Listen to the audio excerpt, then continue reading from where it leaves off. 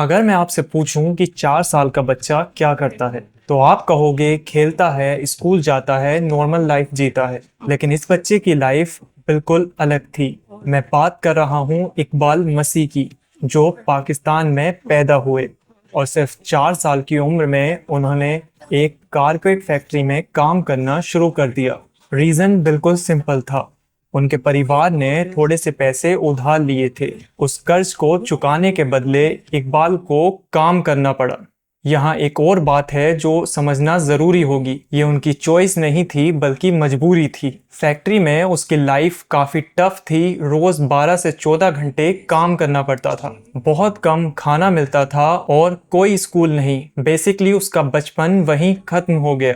इस कहानी में टर्निंग पॉइंट तब आता है जब इकबाल लगभग 10 साल का हो चुका था और वो वहां से निकलने में कामयाब हो गया था। ज्यादातर लोग ऐसी जगहों से निकलने के बाद अपनी लाइफ नॉर्मल करने के बारे में सोचते हैं, लेकिन इकबाल उन लोगों में से नहीं था। इकबाल ने एक अलग ही डिसीजन ले लिया।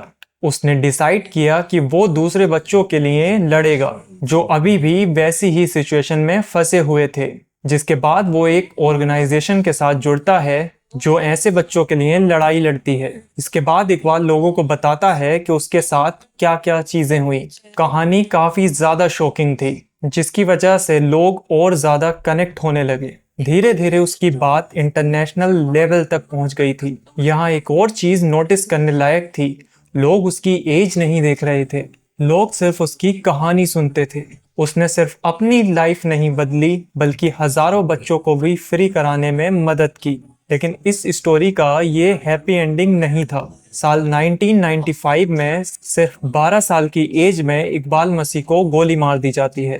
रिपोर्ट से पता चलता है कि उसकी आवाज बहुत ज्यादा पावरफुल हो चुकी थी, जिसको दबाने के लिए कुछ लोगों ने ये कदम उठाया था। इकबाल मसीह की स्टोरी इम्पोर्टेंट इसलिए है क्योंकि वो हमें इंस्पायर करती है, लेकिन उससे भी ज्यादा वो हमें रियलिटी समझाती है। एक आवाज डिफरेंस ला सकती है, लेकिन सिस्टम चेंज करने के लिए कलेक्टिव एफर्ट्स जरूरी होता है।